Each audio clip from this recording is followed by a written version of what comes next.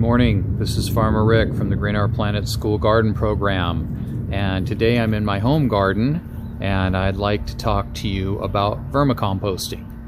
So vermicomposting is composting, but it doesn't use heat. It uses worms.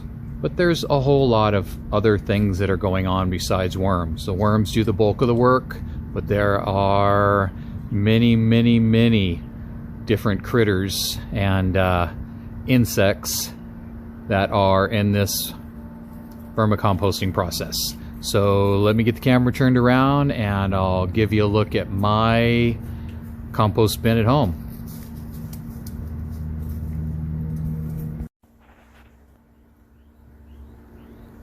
So we are getting in the compost now. I'll pull it up a little bit so you can see just exactly what's going on here.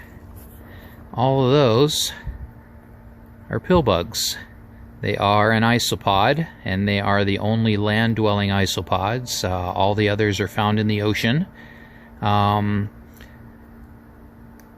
They are actually an important part of the composting process. Now, even though this is vermicomposting using worms, isopods, sow bugs, as they're commonly called, are very important helpers in the decaying process.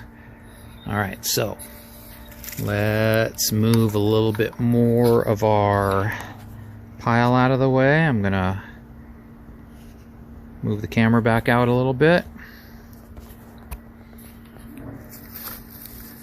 So as we move more of the material out of the way, what you're going to see is a lot more of the worms. Get a big shovel full here. And there they are. There's our workers, our vermicompost workers. These are red worms, red wigglers as they're called. They are a really important composter. They live in the top foot of the soil, and you'll only find them where you find a rich food source. So decaying leaves, a nice rich mulch, someplace that they can find their food source and be comfortable and happy. The compost pile itself, this is almost all broken down items. They used to look like this. Now it's crumbly, it's brown, it looks almost like soil, but it isn't. It is a part of soil, but it is still considered compost. Now, vermicomposting doesn't use heat, so you have to be careful about throwing weeds or seeds in here, because the vermicomposting process will not kill those, but it is very efficient at getting rid of pathogens and other bad things that are in our soil. There's a lot of soil fungi that live in here, that live with the worms and all the other insects. So that is vermicomposting.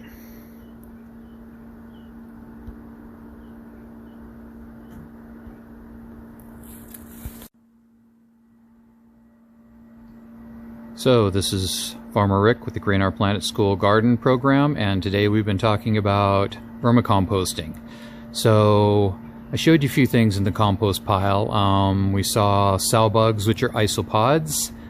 We saw the worms that work in that pile, but there's a lot of other insects that we didn't see. When I go through the compost pile and I start running it through a wire sieve to get it all cleaned out so I can put it on my gardens, I see the cockroaches, I see the sow bugs, I see the worms, I see soldier flies, centipedes, millipedes, beetles.